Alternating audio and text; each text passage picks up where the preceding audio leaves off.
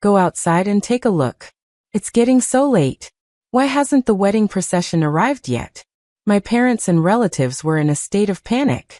They kept walking to the edge of the village, straining their necks, looking down the road, waiting and worrying. We waited for hours. Eventually, several groups were sent to the neighboring village to ask around near the Carter family's home. Finally, the truth was confirmed. The Carters had backed out of the wedding. My father was so furious. He slammed the table and glared, shouting that they had gone too far. This was clearly a deliberate insult to our family. Right there and then, he found the matchmaker and led a group to the Carters' home to demand an explanation. But when they arrived, the gates were shut tight, and no one responded. My parents came home both physically exhausted and emotionally devastated. That very night, they both fell ill. By the time I was reborn into this moment, I had arrived a bit too late. Seeing my parents lying weak in bed, worrying about me, I felt nothing but joy. In my previous life, I married into the Carter family with the dowry my parents had carefully prepared. I was dutiful to my in-laws, affectionate toward my sister-in-law, Amanda, and managed all the social responsibilities in the family. When Amanda Carter planned to study abroad in 2015, it was me who sold a courtyard house under my name to barely scrape together the tuition for her. Ryan Carter, my husband, climbed the career ladder with the support of my generous dowry. Later, he seized a golden opportunity and shot to success. The Carter family, once nobodies from a mountain village, suddenly became part of the emerging elite in Northville. As their fortunes rose, everyone praised me as the woman who brought wealth to their household. But Ryan was never content.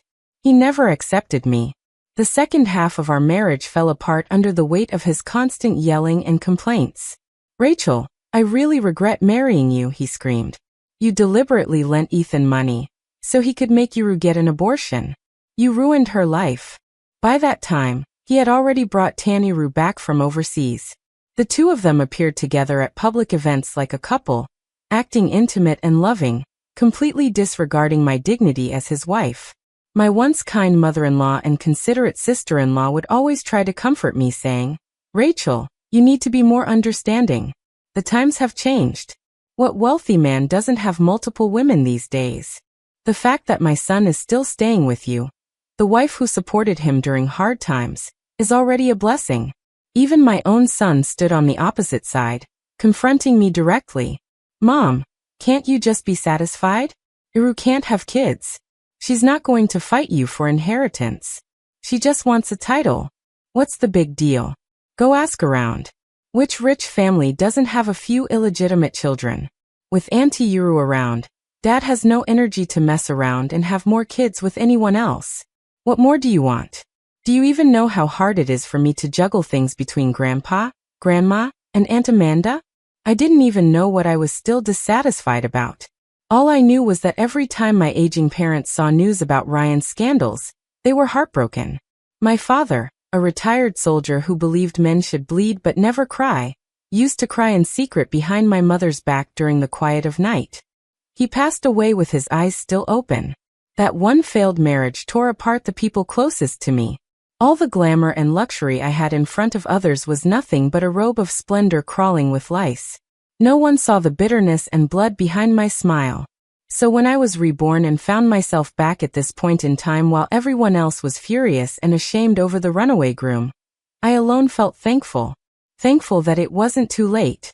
While my parents were organizing a group to confront the Carters, I went alone to the marriage registration office in town and retrieved the marriage certificate that hadn't yet been stamped. In my previous life, I had forgotten to bring the stamped certificate on the wedding day. A kind woman working at the office had smiled and said gently, "Just leave it here. When you get the certificate stamped, bring it back and I'll complete it for you. That way you won't have to go back and forth." I handed her a piece of milk candy I had brought in my pocket, and she returned the unstamped marriage certificate to me. "Thank you," I said as I bowed deeply, tears rolling down my face. On the ride home, we passed a remote alley where a familiar figure suddenly caught my eye. It was Ryan holding Tangiru tightly in his arms, looking ecstatic. "Iru, this time I won't let you face it alone. I'll take responsibility as the father." She blushed shyly, glowing with affection. But when Tangyru's eyes accidentally met mine, she panicked. I turned away coldly, no longer paying attention to the Ryan Carter of my past. He always believed that the baby Iru carried was his. Only she and I knew the truth. It wasn't. The child belonged to her university professor, a graceful, elegant man who was already married. The two of them fell in love at first sight, and their forbidden relationship soon became obsessive and intoxicating. But later, the man chose ambition over love and left the country with his wife. He disappeared without a word, abandoning her completely. Tengu was devastated. When she discovered she was pregnant, she panicked.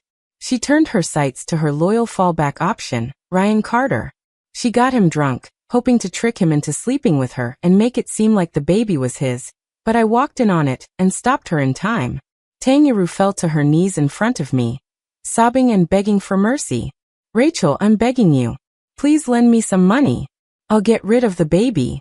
I'll use Ryan's classmate's name to check in at the clinic. I swear no one will ever know." I'm not sure what I was thinking at that moment. Maybe it was a sense of shared womanhood. Maybe I just pitied her for falling in love with the wrong man. In any case, I kept the secret. When Ryan sobered up, he thought he just had a one-night stand with his long-lost first love. And when he later found out that Tangyru had had an abortion and could no longer have children, he was only heartbroken for a few days before accepting the reality. Back then, he had just joined his department and was relying on Tangyru's network of connections. He and I started an official romantic relationship in secret. Later, he came to resent me deeply, accusing me of using power to oppress him. He buried the grudge and hated me with every fiber of his being. That's why in public he spared no effort in humiliating me. There was never a winner between the three of us. Now that we've all gone our separate ways, I suppose things have finally returned to their rightful place. After Ryan ran away from the wedding, my dad was riddled with guilt. Originally, there were two potential suitors lined up. He had favored Ryan, saying that Ryan was someone destined for greatness, that his potential was limitless. He was right about Ryan's future achievements in my previous life. But even so, I didn't want him anymore. I thought it over carefully. In this world, women are still expected to get married. Even those strong, independent women who stay single for decades are constantly subjected to gossip and judgment. Let alone now. Since I had to marry someone, I'd rather pick the safest, most dependable option. When I told my dad I wanted to marry Sterling, he was completely stunned. "Sweetheart, let's really think this through. There's no need to tie yourself down to just these two men. I can help you meet other people." But I shook my head firmly. "Dad, it's him. Just ask him if he's willing to marry me." Thinking about my past life, I wasn't entirely sure. He should be willing, I thought. Back then, when Sterling found out I was getting married, he rushed over, drenched in sweat, to see me. But when he saw me standing there in my red wedding dress, he turned and left silently. Afterward, I received a transfer of money every year along with all kinds of necessities, all sent from the same place. Though the specific address had been removed, I checked. It was the garrison where Sterling had once been stationed. 10 years later, everything stopped. I thought maybe he had finally moved on, started a family. I was sincerely happy for him. It wasn't until decades later that I learned the truth. He had died in the line of duty. His name was engraved on a tombstone at the Martyrs Memorial Cemetery. Next to it, a line of small lettering read, "My eternal love, Rachel." Some people cast me aside like worthless glass. Others used every last breath of their short lives to love me fully. I looked up at the man sitting stiffly across from me. In my past life, this was the day he turned and walked away in silence. In this life, for some reason, he had stood outside my house, watching me quietly all day. "Sterling, looks like today is your unlucky day. I want to get married, and you're still single, so guess it's you and me." He broke into a grin, his sharp features softening with a warmth I hadn't seen before. Not unlucky at all. I couldn't be happier. To escape the people and places that disgusted me, my parents and I moved straight into the courtyard house in Northville. It had been my mother's dowry, untouched ever since she got it. In my past life, when Amanda Carter insisted on studying abroad, Ryan had strongly objected, his face dark with disapproval. My mother-in-law cried under the covers, and the house was filled with constant arguments and tension. Amanda cried and pleaded with me. Rachel, can you help me? Just 300,000 yuan is enough. I know you can figure something out, but what could I do? Ryan played both good cop and bad cop, pushing me to sell the house, but never saying it outright. Even in the 90s, if word got out that a daughter-in-law's dowry was being sucked dry by her in-laws, it wouldn't sound good. That fully preserved courtyard house was eventually sold for a little over 600,000 yuan. Amanda used 300,000 for her studies abroad, and Ryan took the rest to expand his business network. Years later, when I tried to buy it back, the price had become astronomical. Even if Ryan had tried to buy it back, he would have had to consider whether it was worth the cost. And to him, anything for me was never worth it. Now, that same courtyard had been transferred into my name by my mother. It was decorated in bright red, filled with festive joy. Sterling and I had received our marriage certificate, and in front of our families, we were formally declared husband and wife. Both sets of parents were in tears. What came unexpectedly was that right after the wedding ceremony, Sterling received an emergency assignment. He was full of regret, only able to return in time for our wedding night. Before leaving, he handed over everything he owned to me and gave me instruction after instruction, reminding me about every little thing.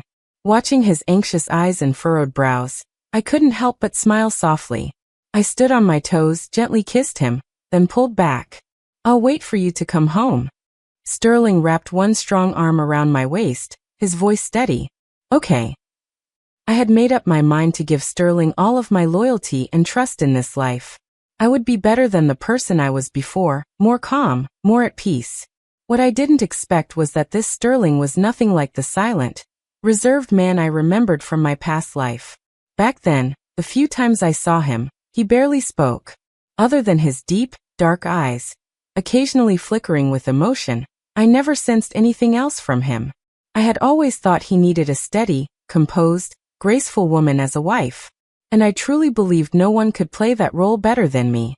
But could someone explain to me what was going on with this fiery, bold and clingy man? Ever since Sterling returned from his mission, I basically hadn't gotten out of bed for a week.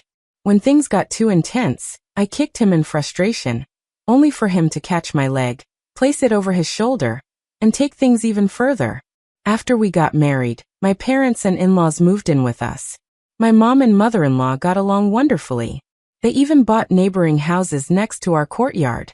Every day, the four of them played chess, knitted, and cooked together. They never interfered with our lives, only watched over us quietly and lovingly. Lately, there had been a very clear change in the food on our dinner table. Stir-fried eggs with chives, spicy pork kidney stir-fry, goji berry chicken soup. My face turned redder every day, and I kept my head lower and lower. But Sterling, thick-skinned as ever, was still in the mood to critique the food. Mom, the soup's a bit salty today. Dad, that fish you caught tastes a little muddy. Next time, keep it in clean water for a couple of days before cooking. No matter what he said, both parents just nodded and agreed happily. Sterling, smug and cheeky, leaned over and whispered, "Thanks to you, I can ask for anything. If I wanted the jade rabbit from the sky, I bet Dad would figure out a way to catch it and let me taste if it's salty or sweet." They had long resigned themselves to the idea that I'd stay single for life. I shyly pinched Sterling's waist, but he didn't flinch. Instead, he leaned his face closer. "Sweetheart, how about a few more kisses right here?" he teased. "Every time I go on a mission, I rely on these feelings to keep going." While I waited peacefully at home, I received his care packages and letters at the same time every month. Dried wildflowers from the mountains, seashells from the beach, stunning scenic photographs, and letters overflowing with love. "Rachel, the flowers blooming on the mountain aren't as beautiful as you. Rachel," I whispered. "I love you into a conch shell. Can you hear my voice, Rachel? Even the clouds in the sky look like your silhouette. I miss you so much, Rachel. I love you." Sterling had every part of my life arranged so carefully and securely that I no longer needed to run around managing the household like I did in my previous life. I didn't have to worry about groceries for 5 people, Amanda's grades, or what herbal medicine my mother-in-law had to drink each day. I didn't have to get up early to serve anyone or stay up late to clean up after others. Just like my maternal grandmother, I had a pair of skillful hands. No matter how intricate the pattern or technique, I could understand it at a glance and reproduce it exactly.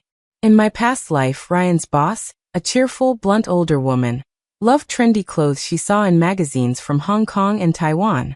Ryan had asked me to help him out. I had just finished my postpartum confinement when I dragged my exhausted body to make her exact copies of the styles she liked. Every year, I made tailored outfits based on that woman's tastes, never once disappointing her. Over the decades that followed, whenever Ryan faced any difficulties, that same senior woman would step in and solve them. Before I even had a chance to ask, she protected his business empire, clearing every obstacle in his path. Later, after she retired, Ryan never visited her again. Not a single phone call.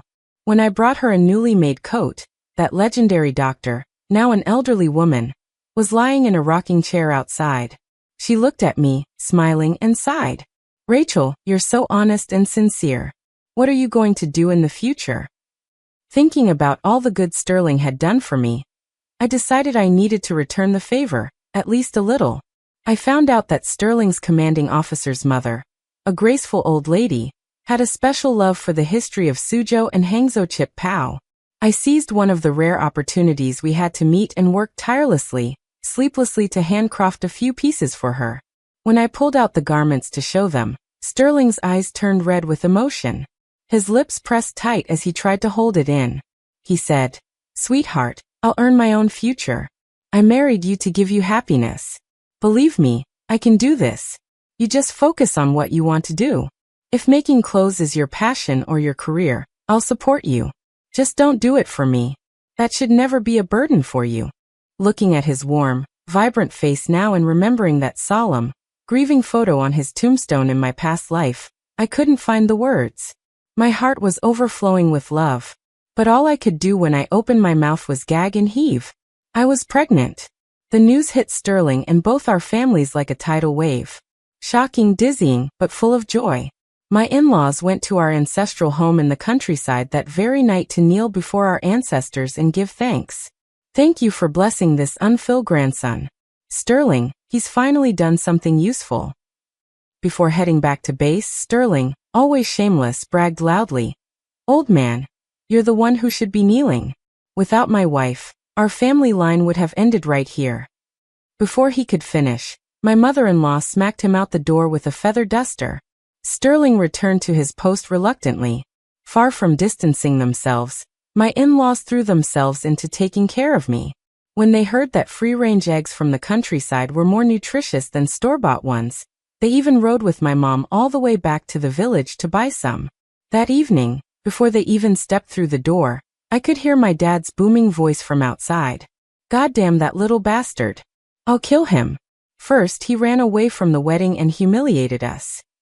Now he's got the nerve to ruin Rachel's reputation too. He's looking for death. Honey, get out of the way." While calming down my furious father, my mom explained the whole story to me.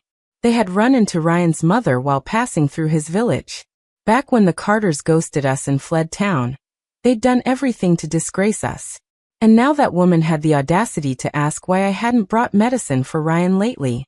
She said his medication had run out. "Good thing you didn't marry him," Mom fumed. "That whole family's rotten. His little sister's in college now, right? She even had the nerve to ask why you didn't transfer money last month. A family of ungrateful snakes." Ryan used to seem like a quiet one, but who knew his family would turn out to be this shameless? Mom sighed after a sip of water. "Your mother-in-law overheard everything. She was holding a basket of eggs and didn't say anything. But I'm worried they might feel awkward about it. We never hid what happened before, but hearing that their daughter-in-law was left at the altar can't sit well with them. If your mother-in-law speaks to you harshly these days, please just bear with it. All right. Your dad and I can tell. Sterling's a good man. This will pass." Dad got even angrier. Why should she have to endure anything? My daughter didn't do anything wrong. Worst case, she divorces him. I'll take care of her and the baby myself. After that, neither of them said another word. The atmosphere turned heavy. I felt uneasy. Would my mother-in-law tell Sterling what she'd heard? If she did, would he think I married him because I had no other choice? Would he be angry? Probably. With those worries weighing me down, I tossed and turned all night. When I finally woke the next morning, I noticed my mother-in-law hadn't made breakfast or sent over any food. I wasn't sure if I felt disappointed or relieved. It was hard to say. What struck me as odd was that my parents weren't home either. Before I could collect my thoughts from all the what-ifs swirling in my head, I heard a loud commotion outside the door. This time, we're letting them off easy. But if they start running their mouths again, I'll break that boy's damn legs. Uncle, we're coming with you. Sterling's not home right now. He left Rachel in our care. If we can't even handle this, what kind of sister am I? Rachel is such a good person. And that witch had the nerve to spread rumors about her. If she doesn't die from anger, it's a miracle.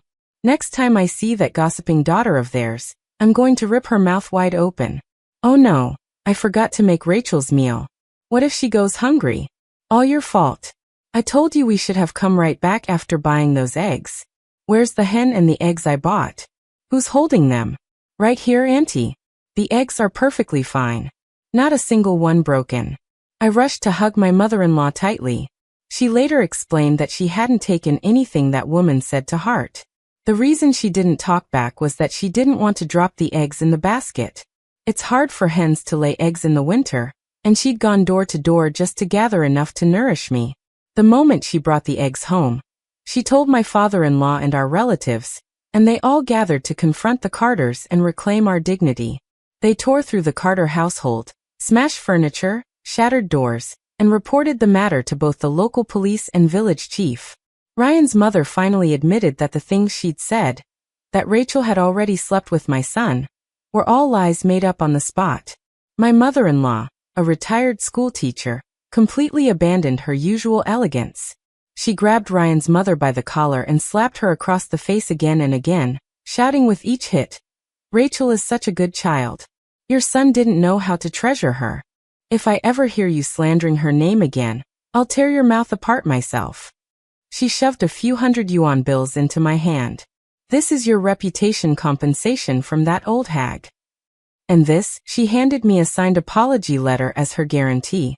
She was crying her eyes out when the police showed up, saying she must have been possessed.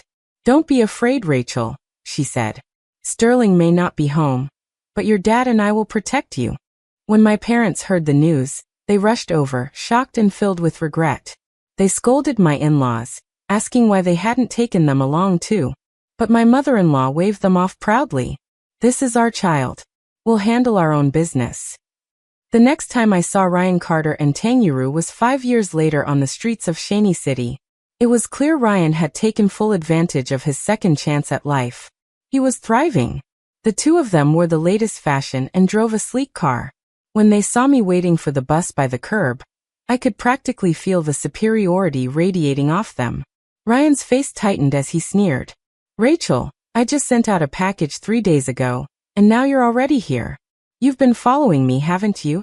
Without giving me a chance to reply, he tossed a business card my way. "Enough. I'm not in the mood. Come to this address tonight. I've got something for you to do." Tanguru's eyes flickered. She bit her lip and shot me a bitter glare. Before I could say anything, they got into their car and drove off. A few minutes later, little son arrived, drenched in sweat, breaking hard. "Sis, there was an urgent issue in the company. Sorry, am I late?" I waved him off with a smile. "I just got here too. Perfect timing. Let's go." Right before getting into the car, I casually tossed Ryan's business card into a nearby trash can. "For years ago, I gave birth to my daughter, Willa. Sterling received orders to transfer to Shropshire, thousands of miles away. My parents and in-laws couldn't bear to part with their granddaughter, nor did they want to see Sterling and me living apart. Everyone was torn, but I wasn't worried.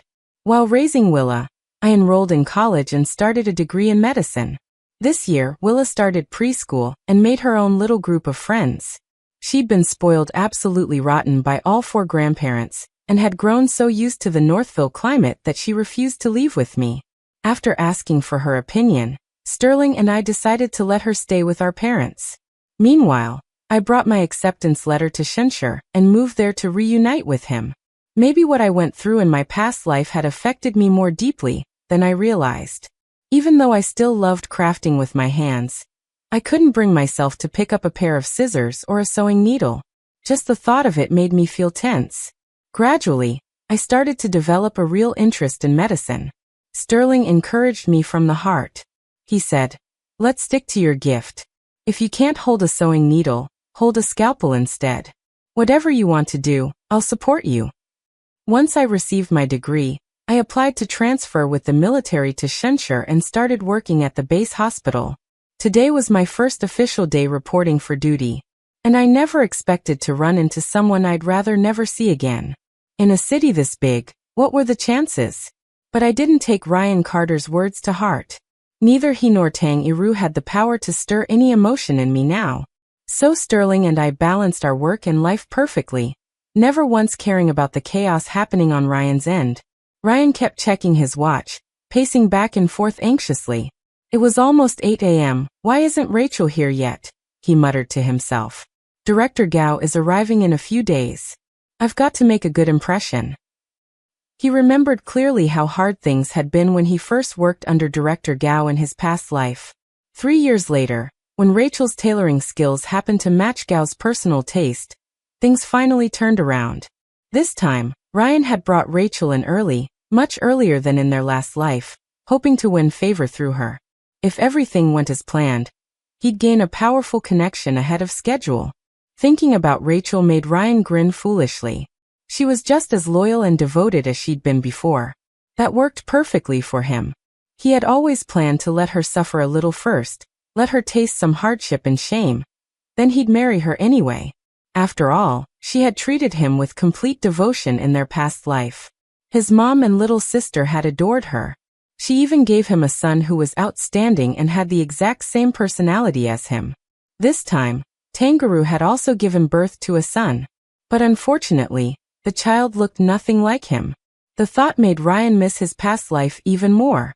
He wasn't sure if he missed his son or the high status he used to enjoy. Getting a second chance to make up for past regrets felt amazing, but everything had to start from scratch. Right now, he was just a low-level official with a bit of cash. He was still miles away from the status he'd once had, but it was fine. Rachel was about to arrive. She would help him win over Director Gao. Once he sold his apartment in Northville, he'd have the capital to start fresh. With money and experience, he was confident he'd be back on top in less than 10 years. As for the rumors from his mom and sister that Rachel had already married someone else, he didn't believe them for a second.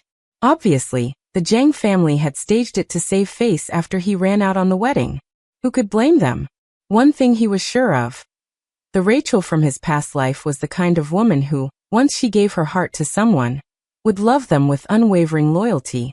That was why, even after being reborn, Ryan would rather keep Tengu as a mistress and still marry Rachel. There was simply no better wife than Rachel. Across from me, Tanguru smiled sweetly and offered, "Miss Zhang, try this coffee. It's made from Brazilian beans, freshly ground by hand. It's really smooth." I was exhausted by the whole thing. I had no idea what these two were trying to pull. I had just gone out to buy a few household items, and somehow Tang Yiru had intercepted me. What were the odds? She took a sip of coffee, hesitated, then looked at me with forced gentleness. "Rachel, I've been waiting for you here for days. When you didn't come to the house last time, I figured maybe you lost the business card. So I came back here to wait, and I actually ran into you." She smiled as if nothing had happened. "Ryan and I have a child now. He's 4 years old. When you have time, come over and visit, okay? What happened in the past was our fault, but love itself isn't wrong. We really hope you can give us your blessing." So that's what this was. Tang Yiru trying to blur the lines around timing and make me believe she'd gotten pregnant by Ryan after marrying him. She didn't know that. Just yesterday, Ryan had come to me all smug and self-righteous, saying I should still marry into the Carter family and not give Iru a hard time. He told me, "Iru cares so much about your happiness that she was willing to abort the child for your sake. I can't let her suffer. So Rachel, you'll be the main wife, and Iru will be the secondary one. Her child will call you mom, too." That's normal around here. Any successful man has multiple women. I just hope you two can get along. I'd always known those two were delusional, but I never expected them to be this far gone. Right then their son, who had been quietly eating cake next to us, suddenly began breathing heavily and collapsed. My instincts as a doctor kicked in instantly, and I rushed to help. The child was clearly suffering from an allergic reaction. His throat swelling rapidly, his epiglottis and airway were closing. He needed to get to the hospital immediately. Panicked and focused, I didn't hesitate. Just moments ago, Tangyuru had been sitting there, composed and elegant. Now, she collapsed into Ryan's arms like a tearful damsel, delicate and panicked. Ryan, save our son. I just wanted to let him meet Miss John a little early. How was I supposed to know Rachel would intentionally give him mangoes? I clearly told her over and over that Coco is allergic to mangoes. Ryan's expression turned furious. The way he glared at me, I could practically see him imagining me torn to pieces. He charged at me without a word, hand raised to slap me. But before his hand reached me, I caught his wrist and pressed hard on a pressure point. His face turned ghostly pale from the pain. Sweat poured from his forehead. You think this is a joke? You have no idea what med students go through. During training, our professors expected us to be strong enough to carry a bull on our backs. Rachel Jiang, you hurt a child. You're despicable, Ryan spat. How did I not see you were this vicious before? You need to be taught a lesson. If that, I should have stayed away from you longer. Shut up. I finally snapped. Get that child to a hospital now. While the doctors were still performing emergency treatment, I hadn't even had time to step out before Tangyuru grabbed my sleeve, weeping, demanding an explanation. Not long after, Ryan's mother and sister barged in. Oh, my sweet little grandson, his grandma cried. This is killing me. His sister, Amanda Carter, glared at me, seething with hatred. Ryan held Tangyuru gently in his arms, whispering softly to comfort her. Yuru looked up at me through tear-filled lashes, then buried herself deeper into his embrace. Ryan's face turned cold. Apologize to Rachel right now, he ordered. I had no patience for this circus. I stood up to leave, but Ryan grabbed my arm. As we struggled, a puzzled voice came from behind me. Dr. Jiang, what are you doing here? The department's waiting for you. We've got a meeting. I turned around to see several interns, including a young one named Yang, walking up. I quickly waved them over. Please help separate these lunatics from the Carter family, I said calmly, using the chance to free myself and walk out. Behind me, Ryan's confused voice echoed. Wait, did you just call her Dr. Jiang? The interns looked proud. Yeah, Dr. Jiang's just been transferred to our hospital, top graduate from Northville Medical. She was Professor Chang's favorite student. That evening, just after my shift, I walked out of the hospital and saw Ryan waiting by the entrance. Rachel Jiang, you've been reborn too, haven't you? I wasn't surprised by how sure Ryan sounded. In our past life, while hiking with a mentor named Dr. Gao, I had accidentally scraped my ankle on a sharp rock. A young female doctor had treated the wound, and the graceful precision of her hands while stitching mesmerized me. For months afterward, I practiced those same motions at home. It turns out that beyond tailoring, a simple needle could open up a whole new world for me. Ryan had always scoffed at my passion. If you can become a doctor, pigs can climb trees. I looked at him with cold disdain. Well, I did become a doctor. Tell me, Mr. Carter, are the pigs in your house climbing trees now? His face flushed. Then, as always, he defaulted to blame. You've clearly been reborn for a while. Why didn't you come find me? He demanded. You knew I was about to meet Dr. Gao. You knew she only liked your clothing designs. You wanted to watch me struggle, didn't you? You wanted me to beg. Don't lie. I'm doing all of this for our future. Don't you want to go back to the kind of elite life we had before? Quit your job at the hospital. Start sewing again. Help me rebuild everything. You're a doctor now. You should know how to take care of the elderly. You can look after my mom too. I'd had it. That self-righteous expression of his disgusted me. In our past life, I already knew he was the type to take advantage of others when they were down, but I hadn't realized just how delusional and entitled he really was. As colleagues began to exit the hospital in small groups, Several of them gave curious glances toward us at the gate. Ryan, ever smug, tried to reach for my hand with confidence. I slapped his hand away coldly. Take one more step and I'll call security. This is a military hospital. The guards here, one of them could take down 3 of you. And stop flattering yourself. I'm already married. Ryan froze. That's impossible, he said blankly. It doesn't count. You couldn't have married anyone but me. You married me. That marriage is mine. I have the right. I'm her legally recognized spouse under national marriage law. Who do you think you are to question that? I turned around surprised, and there was Sterling striding toward me in long, confident steps. He grabbed my hand and laced our fingers together, completely ignoring the fact that we were surrounded by people. I didn't care either. I was just happy. I thought you said you weren't coming back until tomorrow, I said, smiling. He lowered his head, his voice soft. I missed you. I rushed back overnight. Behind us, Ryan Carter was still chasing after me like a madman. But Sterling's security detail intercepted him and held him back at a distance. I could still hear Ryan screaming at the top of his lungs. Rachel Jang, you can only marry me. You belong to me. Sterling rubbed my fingers gently and sneered. What a delusion. He really thought a short break would make this feel like a honeymoon. Every time that man returned from a mission, I felt like I was risking my medical degree by being in bed with him for so long. If I die from exhaustion, I once told him, it'll be the most embarrassing cause of death for a med student. Sterling would always pull the blanket over me and say in that lazy drawl, sweetheart, you're overthinking it.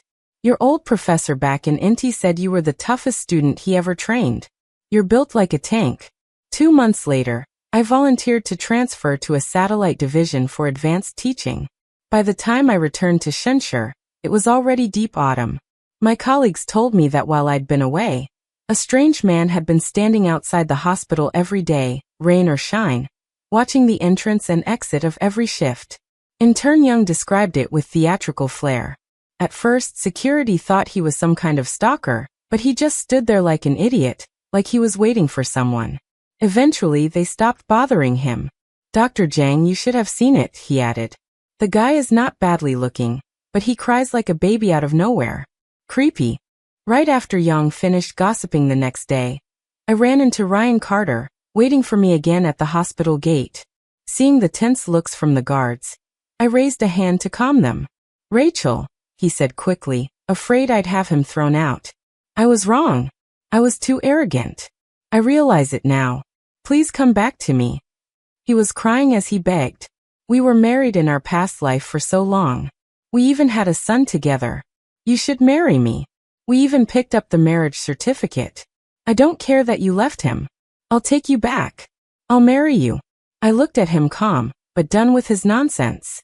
Ryan, when you ran from our wedding, I was relieved. When I came back to this life, my biggest fear was that I'd already married you. The moment you bailed, I went straight to the city and withdrew our marriage application. Ryan froze, utterly stunned. I continued. I've been married to my husband for years. We have a wonderful daughter. She's sweet and clever. She doesn't have to play mediator between her dad and grandma. She's loved completely by our whole family. Thinking back on our past life, Ryan tried to smile, but it twisted awkwardly on his face. Rachel, he said with red eyes. I admit I was wrong. I only wanted to cool things down for a few years. I never meant to lose you. I wrote you a letter every year, but I just found out Iru was secretly taking them. See, it wasn't my fault. Please just give me another chance. Think about our son. He was just like me. So smart. Please, Rachel, I was wrong. His begging disgusted me. But I thought of my promise to Sterling. If I didn't keep my cool, Sterling had once told me he'd rather take the disciplinary punishment and personally eliminate that clingy pest. So instead, I calmly laid everything out. Ryan, the truth is, you just can't let go of what I bring to the table. I could manage your home and build your professional network. You only realized your perfect dream girl wasn't so perfect after all, and that no one made a better wife than Rachel Jiang. And that son you keep mentioning, the one who looked exactly like you, I'm glad I don't feel anything for him now. He was just like you, selfish, cold, always demanding the world bend for him. Whether you admit your mistakes or not makes no difference to me. In our past life, I fulfilled every duty as a wife, a mother, and a daughter-in-law. Marrying into the Carter family was the most revolting mistake of my life. You have no idea how many days and nights I spent drowning in regret. By the end, even seeing your face made me sick. And that includes right now. It seemed like Ryan couldn't take any more. His face twisted in disbelief as he collapsed to the ground, mumbling to himself, "How could this happen?" I turned away from him in disgust, not sparing even one more glance. "Ryan Carter, don't ever appear in my life again.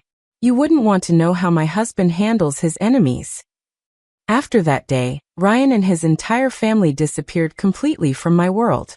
Sterling, jealous as ever, asked, "So what? You actually felt bad about me roughing him up?" I rolled my eyes. "Idiot. He's not even worth one strand of your hair. Sacrificing your future over someone like him would be beyond foolish."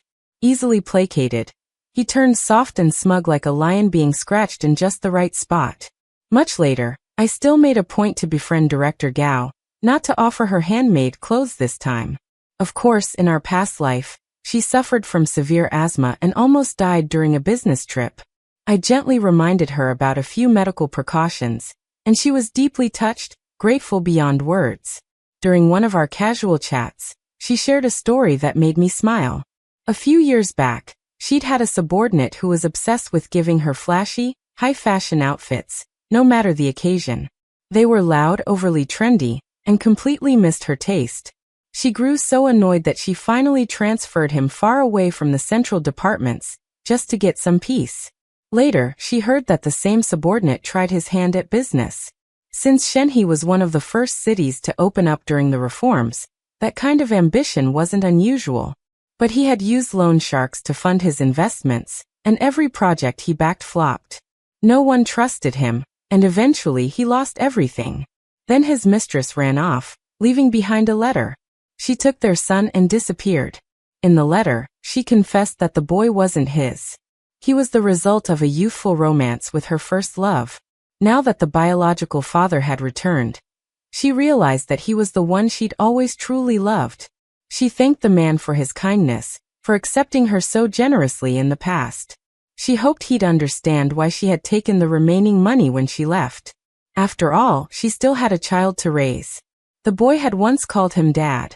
His elderly mother, who had doted on the grandson for years, suffered a stroke upon learning the truth and passed away shortly after. The man, shattered, sat by the surging riverside, clutching those letters. No one ever saw him again. I listened, then forgot about it, the same way you forget a story you overheard on a bus. These past few years, Sterling missed our daughter terribly. Every winter and summer break, he tried to coax her into staying a few extra days in Shenzhen. Our parents weren't thrilled about the constant back-and-forth competition for affection. At one point, I quietly suggested that maybe we should have another child. Sterling pulled me into a hug and smiled. "We made a deal, remember? Just one child. Boy or girl, it doesn't matter. One is enough. They'll have all of our love." He kissed the top of my head.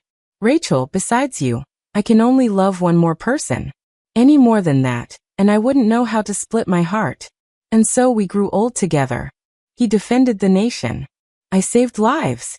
When Sterling passed away at 82, surrounded by children and grandchildren, he was lying peacefully in my arms. As I packed away his belongings, I found our wedding photo tucked into one of his cherished books. We looked so young then, leaning into each other, sweet, a little shy, and completely in love. On the back of the photo, in bold, deeply pressed ink, were the words, "Rachel, my eternal love."